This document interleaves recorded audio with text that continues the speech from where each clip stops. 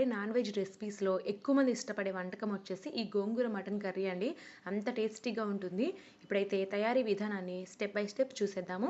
ముందుగా స్టవ్ వెలిగించుకొని ఒక చిన్న పాన్ పెట్టుకొని అందులోకి గోంగూర వేసుకోవాలి. గోంగూర ముందుగానే వలిచి శుభ్రంగా కడిగి పెట్టుకున్నాను. సుమారుగా నేను ఒక పెద్ద కట్ట తీసుకున్నానండి.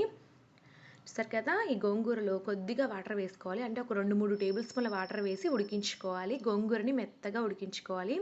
ఒక 3, 4 నిమిషాల పాటు ఇలా కంటిన్యూస్‌గా కలుపుకుంటూ ఉడికించుకుందాము మీడియం ఫ్లేమ్‌లో.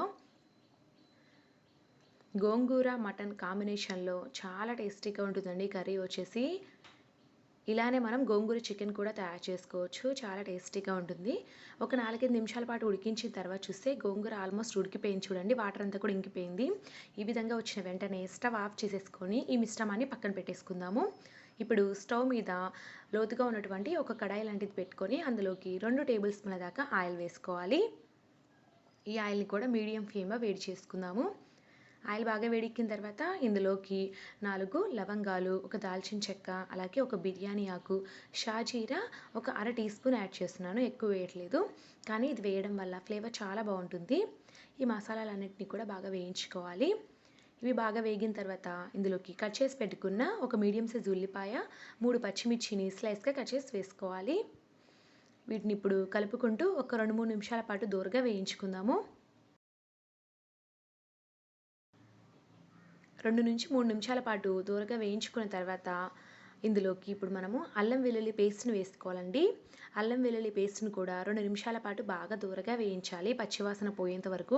చాలామంది ఇక్కడే పొరపాటు చేస్తారండి. అల్లం వెల్లుల్లి పేస్ట్‌ని ఎక్కువసేపు వేయించరు. అప్పుడు కర్రీ అనేది టేస్టీగా ఉండదండి. ఈ అల్లం వెల్లుల్లి పేస్ట్ వాసనే వస్తుందనమాట. కాబట్టి ఈ అల్లం వెల్లుల్లి పేస్ట్‌ని ఎంత బాగా వేయించుకుంటే కర్రీ అనేది అంత టేస్టీగా వస్తుంది. కాబట్టి మరొక 2 నిమిషాల పాటు వేయించుకుందాము.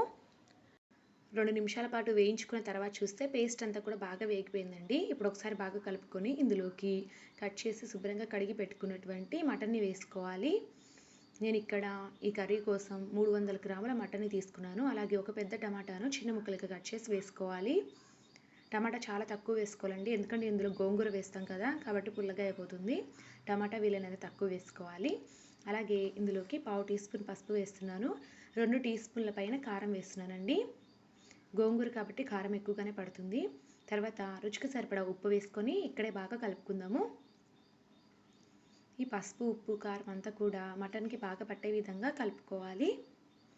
కలుపుకున్న తర్వాత మూత పెట్టేసి ఒక 5, 6 నిమిషాల పాటు మగ్గించుకోవాలన్నమాట. ఈ పసుపు, ఉప్పు, కారం అంతా కూడా మటన్‌కి బాగా పడుతుంది. ఇందులో గోంగూర వేస్తాం కాబట్టి కారం ఎక్కువగానే పడుతుందండి. అందులోనూ ముందుగానే మనం పచ్చిమిర్చి కూడా వేసాం కదా! 2 టీ స్పూన్ల పైన వేస్తే సరిపోతుంది 300 గ్రాముల మటన్‌కి.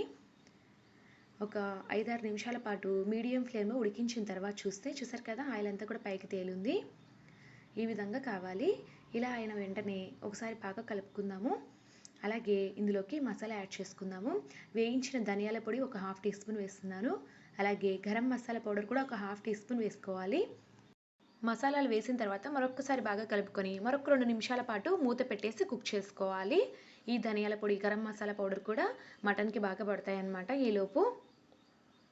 మామూలుగా అయితే మటన్‌ని చేసుకునేటప్పుడు ప్రెషర్ కుక్కర్‌లో వండుతూ ఉంటారండి చాలామంది. కానీ నేను ఈరోజు మామూలు ఈ కడాయిలోనే చేసేస్తున్నాను.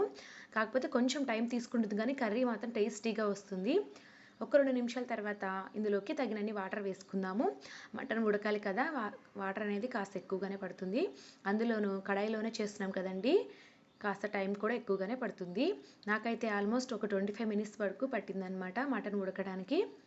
కాసేపు తర్వాత చూద్దాము. ఆల్మోస్ట్ వాటర్ అంతా కూడా ఇంకిపోయిందండి. మటన్ కూడా పూర్తిగా ఉడికిపోయిందనమాట.